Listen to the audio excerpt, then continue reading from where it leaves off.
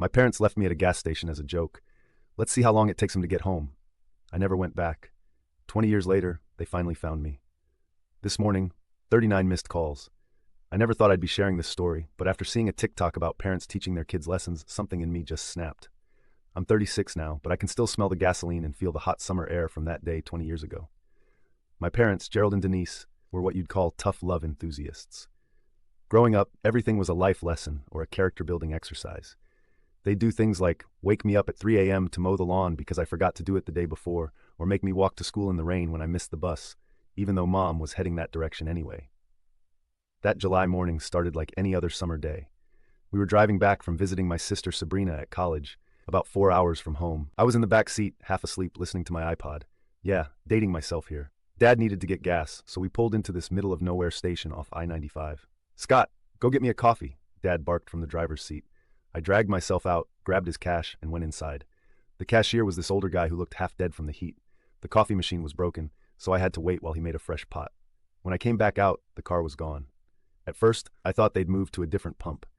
Then I noticed our beat-up Camry pulling onto the highway. I stood there, coffee getting cold in my hand, watching their taillights disappear. My phone buzzed. A text from Mom. "Let's see how long it takes you to get home. Consider this a lesson in problem solving." That smiley face. I tried calling. Straight to voicemail every time. After about 20 minutes, Mom sent another text. "Don't bother calling. Your father says you need to figure this out yourself. See you when you make it home." Here's the thing. This wasn't even the worst thing they'd done. 2 years earlier, they'd locked me out of the house in February because I got a C+ in chemistry. Maybe a night in the cold will help you focus on your studies. That time, I broke into our garage and slept there. They were pissed about the broken window, made me pay for it with my McDonald's money. Standing there at that gas station, something just clicked, or maybe broke. I looked at that coffee in my hand, still steaming, and realized I was done. Just done. I had about $140 saved up from my summer job at the local pool. My backpack was in the car, but I had my wallet and iPod. I went back inside and asked the cashier where the nearest bus station was. "About 2 miles that way," he said, pointing. "You okay, kid?" "Yeah," I said. "Just need to make a call first." I called my Aunt Lola, Mom's sister, who they'd stopped talking to years ago because she enabled bad behavior by buying me a phone when they took mine away. She picked up on the second ring. "They left you where?" What happened next is kind of a blur. Aunt Lola was 4 states away, but she did something I'll never forget. She called me an Uber. It wasn't even called that back then. It was some local taxi service to the bus station. She bought me a ticket online. "Get yourself here," she said. "We'll figure the rest out." My phone kept buzzing with texts from Mom. "Don't you dare call Lola. You better be walking home, young man. Your father is very disappointed. This attitude of yours needs to stop." I blocked their number, turned off my phone, got on that bus and watched the countryside roll by for 6 hours. The look on their faces when they came home to an empty house must have been something. I heard later from Sabrina that they drove back to the gas station that night, expecting to find me waiting. They filed a missing persons report, but it got dismissed quick when Aunt Lola sent over the emancipation paperwork she'd already started filing. That was 20 years ago. I finished school living with Aunt Lola, got my GED, then some certifications, built a life, got good at fixing things, started my own business, met someone, had kids of my own, never played any teaching moments games with them. I thought that chapter of my life was closed. But yesterday, my office phone rang. The caller ID showed a number I hadn't seen in 2 decades. I didn't pick up, but they found me, and now I've got 39 missed calls and counting. Update. I never check my phone during meetings. It's a rule I've stuck to ever since I started my construction business. But when I walked out of the boardroom yesterday and saw 39 missed calls, my stomach dropped. Most were from numbers I didn't recognize, but 3 were from my sister, Sabrina, who I haven't spoken to in 2 decades. For those who missed my first post, quick recap. When I was 16, my parents, Gerald and Denise, left me at a gas station as a joke to teach me independence. Instead of going home, I took a bus to my aunt's place 2 states away and never looked back. Built my own life, started a construction company, 20 years of blessed silence until yesterday. The first voicemail was Sabrina, crying, "Scott, please pick up. Mom and Dad found you. They're spiraling. Just call me back, okay? Not them, me." My coffee went cold as I listened to the others. Most were from my parents, alternating between guilt-tripping and demanding I answer. "Your mother is sick. How dare you abandon your family?" Rich coming from them. "We made one mistake. One." That's hilarious. The last voicemail was my dad slurring his words. "You think you're better than us with your fancy business? We made you who you are. You owe us." I sat in my truck for a long time watching my phone blow up with more calls. Finally, I texted Sabrina, "Meeting tomorrow. Denny's on 5th, 7 a.m. Come alone or don't come." She showed up looking exactly like I remembered, just older. Same nervous habit of shredding napkins. They're losing the house. She blurted before even sitting down, "Dad's been gambling. Mom's maxed out their cards. They found your company website and they want money. I finished. The waitress brought coffee. My hands didn't shake as I added cream. Tell me everything. Turns out they've been watching my company's social media for months. Dad's convinced himself I owe them for my success. They need $50,000 to avoid foreclosure. Sabrina kept apologizing, saying she tried to stop them from contacting me. Why help them? I asked. After everything? She started crying, told me about Dad's drinking getting worse, Mom's shopping addiction, how they blame everyone but themselves. They're still our parents, she whispered. No, I said. They stopped being my parents at that gas station. The difference between you and me, Sabrina? You're still hoping they'll change. My phone buzzed. Mom calling again. I declined it and pulled out my wallet. I'm paying for breakfast. Block my number after this. Whatever they do next, don't call me. Scott, please. I mean it. You're my sister and I love you, but I'm not your solution. Let them fall. I was halfway to my truck when Sabrina ran after me. They're coming to your office, she shouted. Tomorrow morning. Mom found the address. I tried to stop them, I swear. I just nodded. Good. Let them come. Got back to my office to find 27 new messages. Apparently, they're telling the whole family I'm a heartless son who abandoned them and now refuses to help in their time of need. Classic narcissist playbook. But here's what they don't know. I've spent the last 24 hours making calls of my own. Turns out their mortgage is owned by a bank I've worked with. They're 3 months behind on payments. Foreclosure's already started. Tomorrow morning they'll walk into my office thinking they have leverage, thinking they can shame me, manipulate me, force me to be their retirement plan. They have no idea what's coming. I've scheduled a meeting with my lawyer first thing. By the time they arrive, everything will be in place. They want to see what I've made of myself? Fine. Let them see exactly who their son became and what happens when you push someone too far. I'm not that scared 16-year-old anymore. I'm not running. And I'm done playing nice. We'll update tomorrow after they show up. Something tells me it's going to be a hell of a show. Edit. For those asking, yes, I'm recording everything. Yes, I have security. No, I won't back down. They made their choice 20 years ago. Now it's my turn. Edit 2. Stop DMing me about forgiving family. You didn't live through what I did. Blood doesn't excuse abuse. And trust me, the gas station was just the tip of the iceberg. Update 2.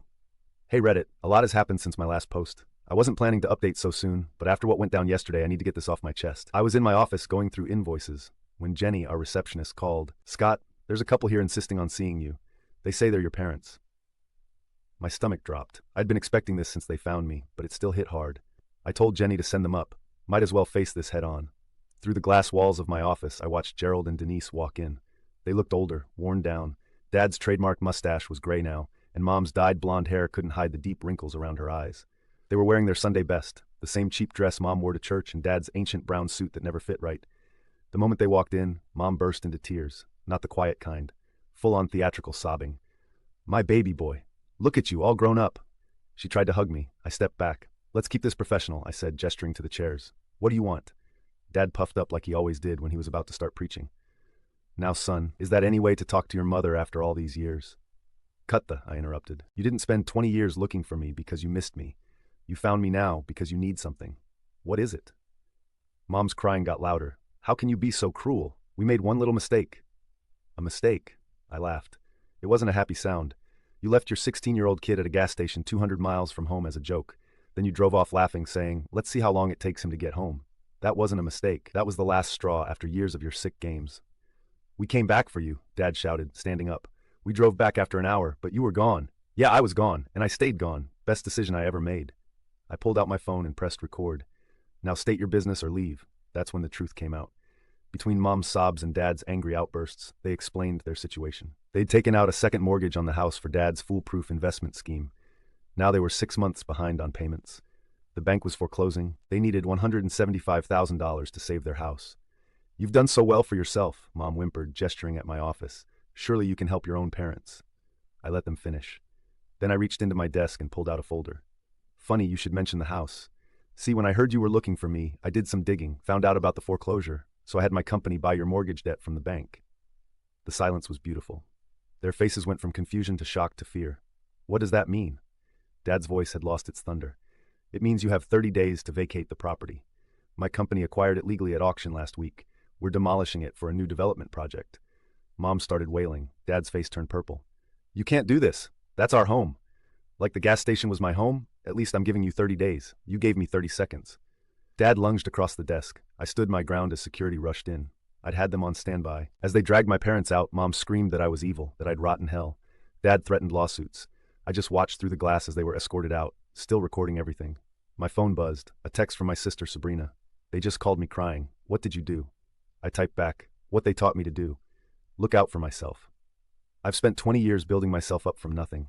Now, I'm going to use everything I've learned to tear down the house that was never really a home. The demolition starts next month. I'll update when it's done. Edit. My aunt, Mom's sister who took me in, just called. She's proud of me. That means more than revenge ever could. Final update. First, thank you all for the support on my previous posts. Never thought my story would get this much attention. What happened in the last few days? Well, let's just say, karma finally caught up with them. After I bought their house at the auction, legally, through my company, my parents, Gerald and Denise, completely lost it. They started calling every single relative, telling them how their ungrateful son was throwing them out on the street. Thing is, they didn't expect me to have proof of everything. Remember those old Nokia phones that could record calls? I kept one from back then. Had their prank recorded, them laughing as they drove away saying, let's see how long it takes him to get home. Kept it all these years. Also had a whole folder of old birthday cards with lovely messages like, maybe if you weren't such a disappointment. Saved up 20 years of documented emotional abuse, all neatly organized. Yesterday morning, I mass emailed everything to the entire family. Every single relative got to hear that recording, see those cards, read the text messages. By noon, my sister Sabrina called me crying. Turned out dear old mom and dad had been painting a very different picture all these years. They told everyone I ran away because I was on drugs. Classic. But here's where it gets good. Remember how I said I was going to demolish their house? Well, I did exactly that. Had the permits ready and everything. Called them to come watch. They showed up with my Aunt Lola, Mom's sister, thinking she would talk some sense into me. Instead, they got front row seats to watching their precious house get torn down. Mom was screaming about her garden. Dad was threatening to sue. With what money, Gerald? I stood there drinking my coffee, watching them lose it. 20 years of their abuse, gone in 2 hours. The look on their faces when the bulldozer went through Mom's prize-winning rose garden? Priceless, but I wasn't done. See, that land is actually in a decent location. Instead of some fancy development, I'm building affordable housing. 20 units, reasonable rent, priority given to single parents and their kids. Already got the plans approved. The best part? I'm naming it Annabelle Haven, after my aunt who took me in when I was 16. She passed away last year, but she'd love knowing her name is on something helping people escape bad situations. Mom and Dad tried to rally the neighbors against me, showed them childhood photos of our happy family. Too bad those neighbors remembered how they used to hear me crying at night. One of them, Mrs. Henderson, even came up and hugged me, said she always regretted not calling CPS. This morning was the final showdown. They came to my office again, this time all humble and sorry. Dad actually cried, said they were about to be homeless. Mom promised she'd forgive me if I just helped them out. I let them talk for 10 minutes straight. Then I handed them a rental application for one of the new units. Told them they're welcome to apply, just like anyone else, but they'll need references and a clean credit check. Their faces, man. Wish I had a picture. But we're your parents, Mom screamed. Dad started with his usual, after everything we've done for you speech. I just smiled and said, yes, after everything you've done, this is exactly what you deserve. The demolition crew starts at 7 a.m. tomorrow. Don't forget to take your garden gnomes. They're still blowing up my phone. Sabrina says they're staying at some cheap motel, claiming they'll sue me. Good luck with that. Everything I did was completely legal. Their house goes down tomorrow, and I'm going to live stream it on Instagram for the whole family to see. You know what's funny? For years, I dreamed of revenge. Imagined all sorts of crazy scenarios. But in the end, just letting them face the consequences of their actions feels better than anything I could have planned. They threw away their son over a cruel prank, and now they get to watch as everything they built gets torn down to help people they would have looked down on. Tomorrow, I'm bringing lawn chairs and popcorn to watch their house come down. Anyone want to join? Edit. To those asking, yes, I'm really going through with the affordable housing plan, already partnered with a local nonprofit to handle applications. And no, I won't be reconsidering my decision. Some bridges deserve to stay burned. Edit 2. For those asking about my sister, Sabrina and I are working things out. She was only 8 when everything happened. Can't blame her for believing their lies. We're getting coffee next week. Edit 3. Holy, this blew up. Thanks for all the awards. And to those saying I'm being too harsh, try being left at a gas station at 16 and see how forgiving you feel.